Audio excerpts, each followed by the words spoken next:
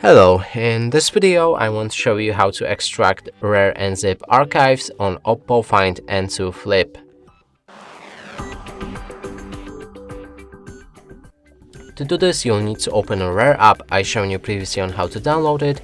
Now let's locate the files that we want to unpack. In this case, they should be right here. There's a camera.rar. Click on it to open the file, then press on the arrow pointing up button. You'll enter extraction options. You can customize them if you like, but it's also fine to leave it as a default settings. I'm gonna go with browse to pick different designations where the files should be extracted. In this case, let's go for the movies folder. Click on OK, then click on OK when everything is ready and your files will be extracted. And that's it for this video. Hope you like it. Please consider subscribing to our channel, leave a like and a comment below.